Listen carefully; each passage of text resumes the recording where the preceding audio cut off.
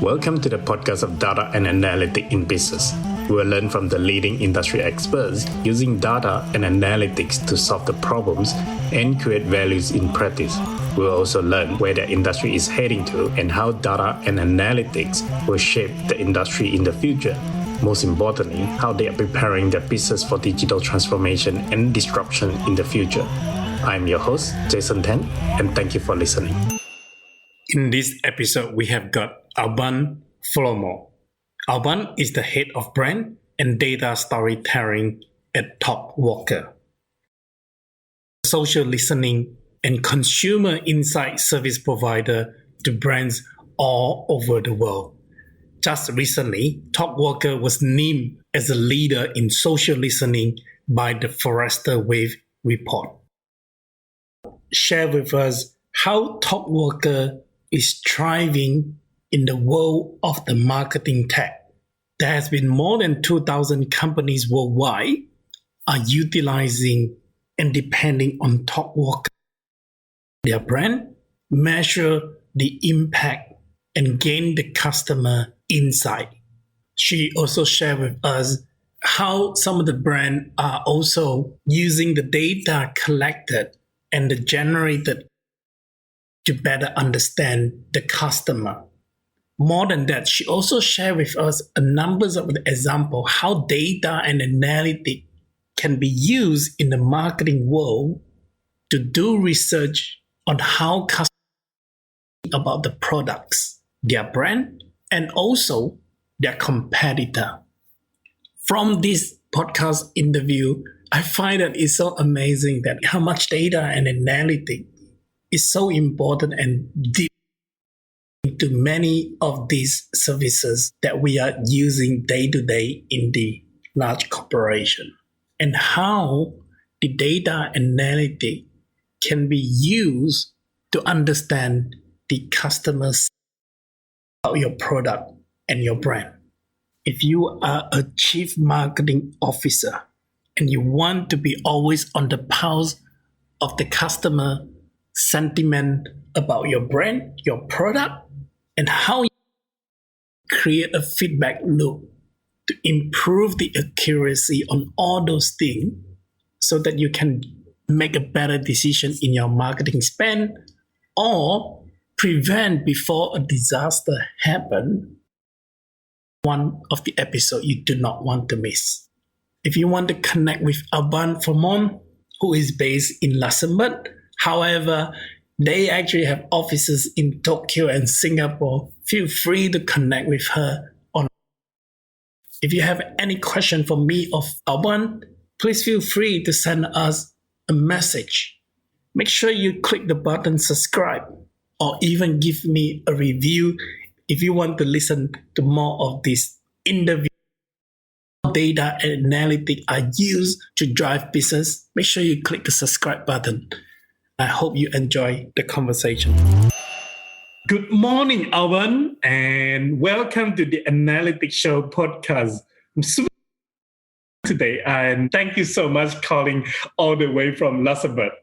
You're welcome, Jason. Thank you for having me on the show. I'm super excited as well. Thank you. Now, let's start a little bit about what you like to do. I found that from my research that you about golf and used to play golf when you were in college. I have to ask you this one because I recently just picked up some golf classes. I'm just going through the weekly training. So I think you can share some tips with me. But before about playing golf as a career. Well, I've been playing since I was a little kid. So definitely at some point, I guess, when I was 9 or 10, I wanted to be pro golfer. And then you had really great golfers like Tiger Woods and Annika Sorenstam on tour. So definitely I thought afterwards, I realized that even though I was having a lot of fun playing golf, I just wasn't talented enough. But it did allow me to, go to college, play on an amazing college team, go to the national championships and all of that in the US. So it's been today, which is awesome. Not at my highest level, but still at a pretty fun level. So it's still like a great source of entertainment for me, definitely. And I'm glad that you started playing golf because it's really an amazing sport. That's amazing. ask you for one tips. What is one thing that I should do to improve my golf game? I know I'm still learning, but I have to ask. Definitely. If you're struggling with your chipping around the green, take a golf ball in your hand and try to throw it towards the hole. So that way, like, towards the hole, you imagine throwing the ball and you see the flight of it and you see it roll towards the hole.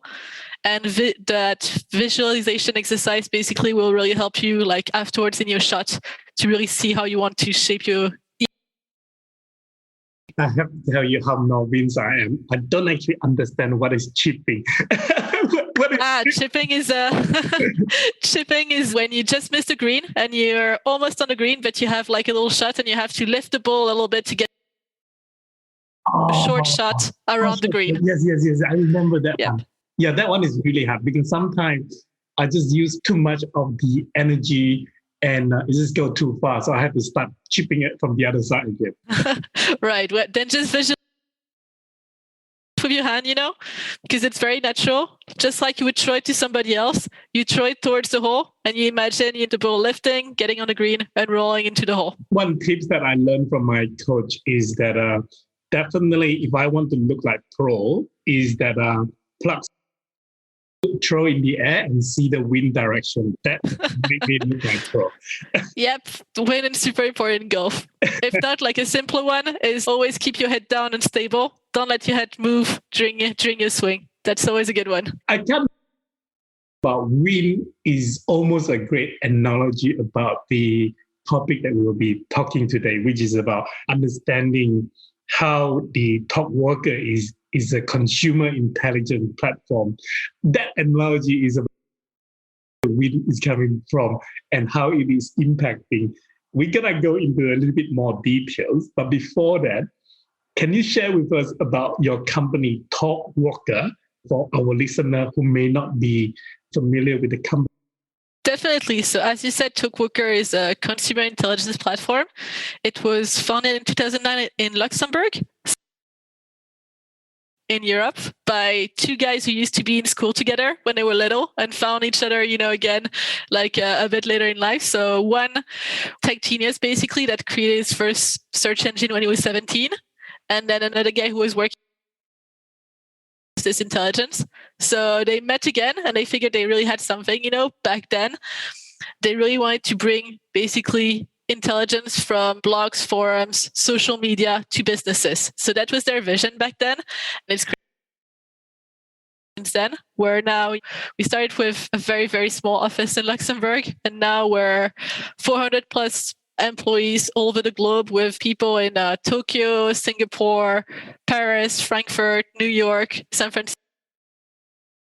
Have more locations coming, basically. So really amazing to see that. And so right now we're serving more than 2,000 brands and agencies that are looking to basically, in very simple terms, protect their reputation, measure the performance themselves better by knowing their audience. And right now the use case that we're seeing more and more as well is people looking for ways to really better understand their customers, really connecting all the data points that they have about their customers to really understand how they can to how the customer is changing, basically what he needs. Now, before we go into some of the details of what some of those use cases are, do you mind to share your current role as a head of brand and data storytelling at Talkwalker, please? Definitely. So, especially since originally when I first joined Talkwalker, I was an individual contributor. Back then, the marketing team was just 3 people. So it's changed a lot over the last 5 years, basically. But I got the chance to really see my role evolve. And now people with 3 different tracks. So the first one is insights. So that's where I have, my masters of the Talkwalker platforms. Yeah, really dig into Talkwalker and pull these amazing data stories, basically, that are translated in reports. So the trends going on in different industries in a weekly newsletter that we send out, like talking about what's happening in terms of current events and what Talkwalker tells us about these current events and how consumers are evolving. So super exciting facet of my content track where I have my copywriters and my community managers that are in charge of really creating the core pillars of the brand in terms of content and taking care of our communities online. And then finally, I have my brand team that takes care of the messaging worker across the company. Now, early on, you talk about the brand using it as a listening advice to get the social listening and also the consumer insight. Those are the major services from the Talkwalker. The trade secret. What would be some of the highlight on the things that you do differently with the data analytics and social listening and consumer insights? Well, I guess the first block is really a coverage. So I think somewhere just like looking at very regional blogs in Europe when we first started. And now it's really amazing to see like how much coverage we have from 150 million websites from all over the world, blogs, forums, news sites, in 187 clients, all over the world working with us. Obviously, we have the social media platform we cover, the product preview platform. I mean, the types of stuff we cover is really amazing. But I think that what really distinguishes Talkwalker is the way we use it. Amazing to see like how much our software engineers are able to come up with. So, for example, we don't only listen to text, actually, but we're also able to do image and video objects and scenes, within these visuals, so that brands can capture hidden brand mentions. Because this is the time. Well, in this era, people post tons of videos and images online, and they don't even mention the brands that they're actually featuring in their visuals, basically in the text that goes with their social media post. So they might be showcasing their great new shirt, with big logo in the front, but they won't talk about so a lot of the consumer brands that work with us realize that their brand almost has a hidden life that they don't know about if they don't have this type of technology to capture public mentions of their brand, such as these ones. Insights for them, as sometimes it's also a way to identify potential risk, again, because their brand might not be mentioned, but the image might be used in a context. Well, it might be an inadvertent mention of their brand, basically. And it might not know about it if they don't have this type of technology until after the image has gone viral. So AI, so video and image recognition is one part of the way we use AI. Another one is definitely sentiment analysis. So here, the training sets natural language processing to understand how people talk about your brand, how much percentage of positive sentiment, how much percentage of negative sentiment, how much neutral. What we see also there, of course, we have our out-of-the-box sentiment analysis, but some of our clients also want to customize that sentiment analysis, because if you're, for example, a pharma company, our out-of-the-box sentiment analysis might pick up more negative mentions. Basically create your own training set and adjust the sentiment analysis to fit your needs. Because even if you and me, Jason, were given 100 Twitter posts right now, and we had to classify them as positive, negative, or neutral, would disagree on some of them, because sentiment is very subjective. So here we really let the brand define what is a positive post for them, what is a negative post, and what is a neutral post. Wow. Does that make sense? Yes, it does. That's amazing. So it sounds like that is a feedback loop where the brand can actually provide the feedback to the underlying algorithm, so that they will be able to take that feedback and then further on strengthen in terms of the social listening about what is going on, so that they better classify the sentimental analysis. That is amazing. Something that is difficult to create in terms of that feedback loop. I don't think there's many people doing that sort of thing. No, it's actually not. So it's really specific to their social listening, their unique project, So you just go into, or AI prompts results, and then you classify them based on what makes sense for you. So of course you have to have some guidelines, because the training set that you're creating in the end will be expanded to entire project. So you have to be take like an hour or two, and you can actually create like a really solid training set that will improve the quality of the analysis for your project. So I did talk about sentiment analysis as one use case, but other clients also use it if they have a very specific brand name fused with something else. They also use it to improve their queries, without being too restrictive. So social listening platforms are based on queries with Boolean. So, for Talkwalker, for example, I would say Talkwalker or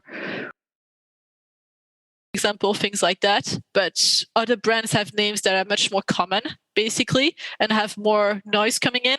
So they use the training sets basically to tell the platform what is noise for them. So it's automatically excluded. You say the common word, I presume you were referring to the brand, like, for example, Apple. Exactly. Apple is a great example. If your brand has also a fruit name, you can get a lot of noise there. And so you don't want to be too specific. Some interesting brand mentions that you'd be interested in. So yeah, basically brands like that potentially could use this AI engine basically to improve their queries, have better sentiment analysis, and reduce the amount of noise that comes into them. Social listening projects really so good as what you told it to look for. That's amazing. Before we move on a little bit more detail about some of those things, I want to highlight this thing. I realize also offer the podcast monitoring technology for brand. I can't help but I have to ask, given that what we are doing now is this podcast interview and recording, share with us about this podcast monitoring and businesses and podcasts. Especially, I think to some extent, podcast is still new for many, many people. Well, it's new at the same time. It's been it's something that has come back kind of in fashion, which is awesome because personally I love podcasts. I listen to podcasts when I commute or when I go hiking and things like that. I love listening to podcasts, so really happy about this one. But for us, it was kind of a natural evolution. Obviously we do text analytics. Then we went into visual analytics with image and video recognition. So the natural next step was to look at speech analytics and start looking at, right now, it's still a pretty new feature for us. Crawl basically over 35,000 podcasts to give basically to the brands that are our clients more ways to track these hidden brand mentions. Because just imagine if you had to listen to these 35,000 podcasts or your area of interest to figure out if your brand was mentioned. There's no search engine for podcasts basically. So unless there's a transcript that's published somewhere, there's no way for you to track these mentions that can be pretty influential. I mean, release was a mention of Verizon, for example, in a Bloomberg podcast. And we can actually link that to show basically the impact on brand reputation. It's just another way basically to understand what's happening to your brand and potentially also identify new influencers. Whether you're working for Nintendo or another big brand, you want to know who is talking about your product and what are the potential opportunities that can be identified, for example. Mentions. I'll unpack a little bit about that social listening on the podcast, and correct me if I am wrong. I presume the way that it works is that you have got the AI listening to those 35,000 of the podcasts, and then it does the using your technology into the text, and then subsequently you just pass that on, that whole text, back to your technology platform to search for all of those keywords. Is that a right way to unpack that? Exactly, yeah. It's based on the speech text technology, exactly. And so in the platform is that you see, it identifies where in the podcast you've been mentioned, and you're actually even able to listen to the snippets as to where you mentioned directly into the Talkwalker platform. Yeah. Well, I have to ask you this, Albane. Does Talkwalker listen to my podcast? I'll have to check that, to be honest, because the coverage is growing day after day, but I'll probably figure it out because, as you probably guessed, we are listening to mention of Talkwalker. So I'm guessing I'm going to search feed basically for the next few days. Wonderful. If it doesn't, make sure you does include the will do. Definitely. But yeah, podcasts are really an amazing tool to, reach really broad audience. Dedicated.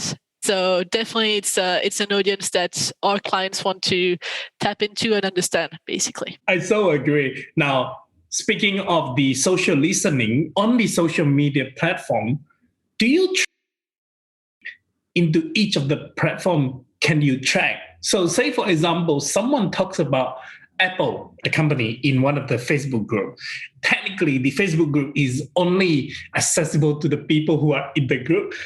Can they detect the conversation as well?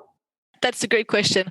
So obviously, like the way we crawl the information really depends on the nature of the social network in this case. So if we talk specifically about social media, so Twitter, for example, is by default, well, obviously you can restrict your account and make it private, but no matter what, Talkwalker only crawls public data. So if you decide to hide your tweets, for example, we won't be able to get to them, but we do have access to all of the public tweets, basically. As to groups, as you said, are private, so we're not able to crawl groups, if they're private. We can look at, a company's page, for example, and the comments that are posted on the page, so the company can manage their page, properly. But no, so it really depends on the nature of the example. No, we wouldn't be able to listen to Facebook groups, for example. Now, let's talk a little bit more about one of the user mentioned. Talkwalker noticed that more and more brands are now using the service to understand the customer better. Can you go a little bit deeper and share what exactly do you mean by that and how to understand the customer better in order to create a better customer experience? Definitely. So basically, the of channels. It can be on social media. It can be through product reviews. It can be through call centers. It can be through emails. It can be through many ways. So what Talkwalker wants to be and is already is really an open platform where all of that client feedback can be analyzed in one place, as one single source of truth with the same analytics tool, so they can have a consistent view of across channels. So how does what the customer says on social media compare to what they say in, the feedback email they sent, for example. So there's really an interest here in going further and just marketing roles really transition to a broader role, like voice of the consumer lead, for example, with Talkwalker being their core platform to analyze all of these feedback.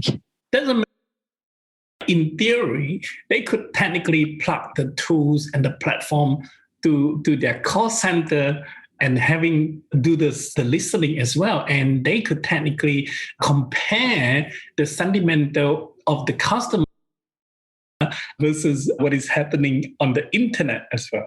Right. So our speech analytics technology, obviously, is that we're getting there, we're expanding our sources. So yet we cannot just plug in, into the call center. But if they have transcripts, upload them onto Talkwalker, we're actually able to plug in like internal and external data basically into the platform.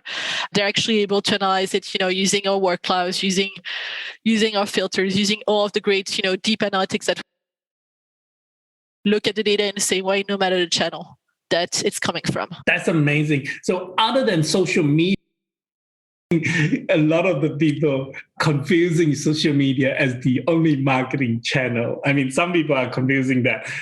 From your experience, apart from the social media channel, what are other channels that the brand can get and understand the consumer insight? I think that review platforms are it's really fascinating. Well, obviously for a company such as mine, a SaaS platform, obviously product reviews are super important. But I think for any type of businesses, basically reviews are becoming more and more important. And that's here to track and to monitor and to try to, enrich when they can, like trying to get more positive customer review, trying to, create their reputation online. So definitely review platforms are super important right now. For well, all sources of community. So social media, the best part about social media is really that community feeling, the fact that you're able to go further than just publishing content about your brand, but actually creating that community with your audience. We're seeing that there's more and more channels for that. And yeah, it can be your own client community, for example. We're seeing a lot of brands creating their own experience that way. We're seeing them really focus on these product reviews, obviously. Blogs are still very podcast is something new, blogs are something that are coming back to the forefront again. So yeah, lots of different channels to worry about. And I think that there are very few, at this stage, you have to go broaden, so just social media for sure. Sure. I find that, or at least from what I read, one of the challenges that coming to the light in the recent year is those review platforms is there are many bots, and sometimes there are many fake reviews. Yeah, I think that's something that they're working on right now quite a bit. Yes. In terms of like fighting these bots, definitely, and fighting spam. Talkwalker as well, not specifically for review, but in broader terms, like trying to find ways to better detect spam, better detect bots and things like that, even on social media. I think, unfortunately, bots are a problem beyond just reviews, and so it's something we definitely have to be aware of and find ways to identify. You reminded me of one of the reading that I came across recently about how we are detecting bot over the years, and I kind of perhaps behavioral analysis is one thing that they can do to be included to detect the bot, and also included in the social listening platform like the Talkwalker. And what that means is like the behavior. It is impossible that, say, for example, someone is literally online 24/7 and then carry out thousands and thousands of activity 24/7. So a lot of the platforms these days are using that sort of technology, understanding the behavioral to stop the bot. Maybe that is something that can be considered. Definitely, and I'm sure partner at Talkwalker, and I do know that they've been working on the question for a while now, and they keep finding new ways to identify these bots, identify this spam, because sometimes human posts a lot of spam too. It's always also good to be able to identify them as well, which is interesting. But it's definitely something that we do work on like continuously, because it's not something that you fix from one day to the next. It's something you have to work on continuously. And honestly, one of the great things about this sector, it keeps evolving constantly in terms of which channels are most popular, and most relevant to brands. And we have to continuously adapt to best serve our clients. I can imagine. Now, apart from the social listening and also understanding the customer, what are features of the consumer intelligence platform like Talkwalker can provide? Honestly, there's so many. One of my favorite ones, just because it looks beautiful and it holds so many insights, is something that we call conversation clusters. So it's really big amounts of data. So you have to have at least a few tens of thousands of results to be able to create these, but it reads all of that data. So articles, news sites, social media posts, reads all of that data.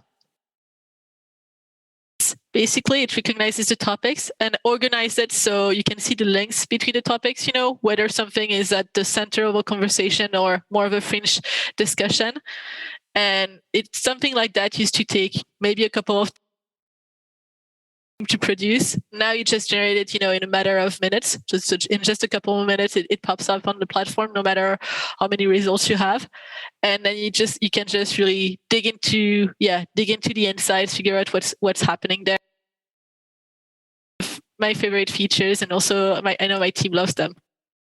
So how are the brands or the businesses are using this particular feature to drive the marketing efforts then? Well, one of the examples I can think of, telco brand that works with us, and they were very interested in understanding how people were talking about internet boxes. It's a very, everyday product basically that most people have in their home.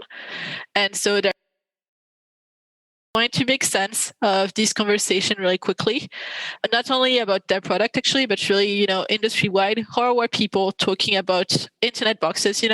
What were the problems? What were they complaining about? Because they wanted to know communication for the launch. So both in terms of, how are they going to advertise the launch of the new internet box, which question should they have as part of their customer packets, basically in the Q&A, what should they focus on to make sure it's possible in terms of, people don't like it because they have to wait so many days for somebody to help them if they have a problem with the box, for example. So they created like a specific service where people could have an answer and troubleshoot their problem very quickly. And it seems super actually able to really improve the perception of their launch, like thanks to this analysis. I love it. I think that use cases of the Talkwalker on the product research is really amazing. I mean, instead of carrying those focus group to do the customer insight, it's a way to understand the industry-wide problem that everyone is facing for a certain product. That is amazing. How successful was that project? It was super.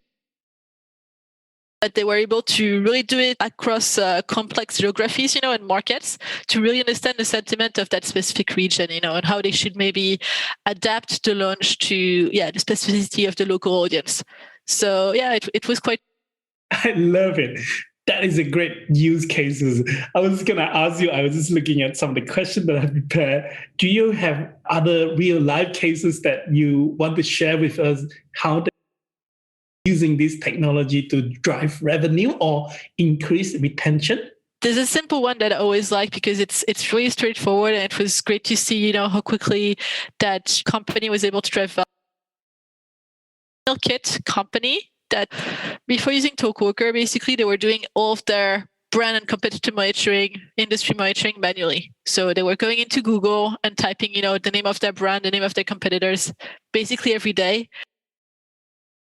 And so, as you can imagine, that wasn't very effective, obviously.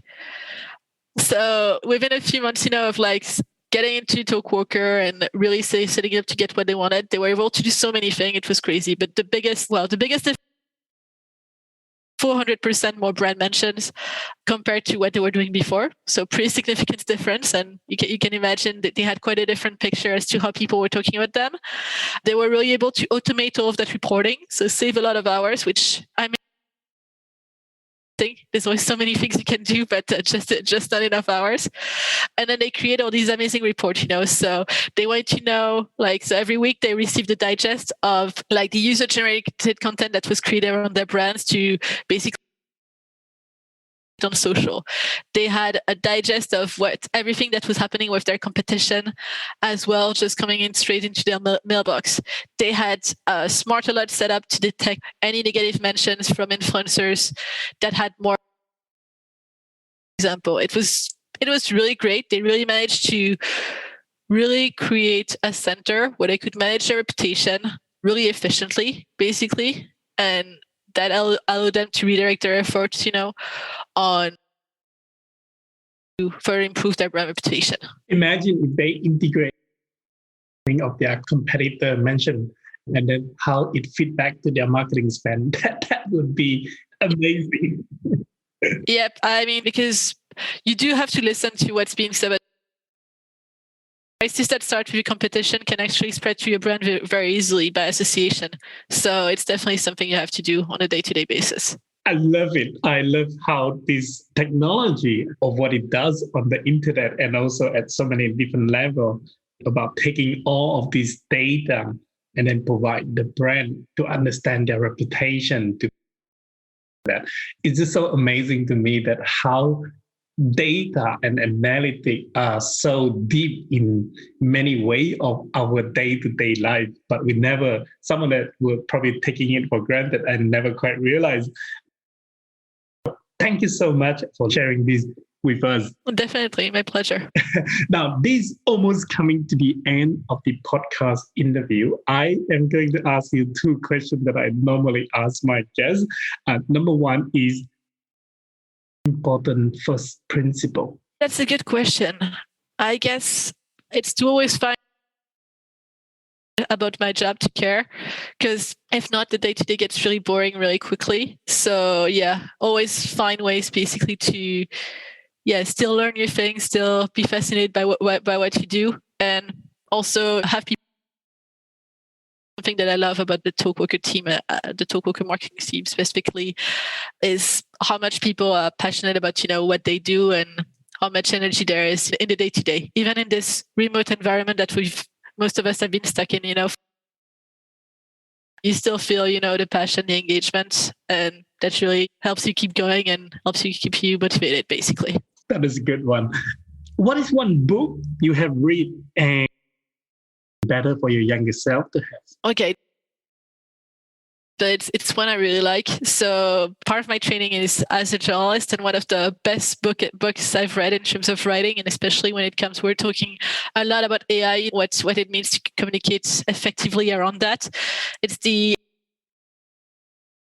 with some really amazing pieces of writing from some of the biggest minds, around the world, like Albert Einstein, writing about complex topics. And I don't know, it's a source of inspiration because, I learn new things. And it's fascinating to me to see how writing can help convey such strong concepts. So always been a reference to me. I always read, a couple of pages, a new story every now and then. It's always a book I go back to. I love it. I have to look up to that book and see. You'll have to let me know what you think. Hopefully they have an audio version, because this is how I read books these days. It seems to be much fun. I'm sure they do. Thank you so much again, Albane, for sharing what you guys do at the Talkwalker. I have learned. Thanks, Jason. I really enjoyed the conversation.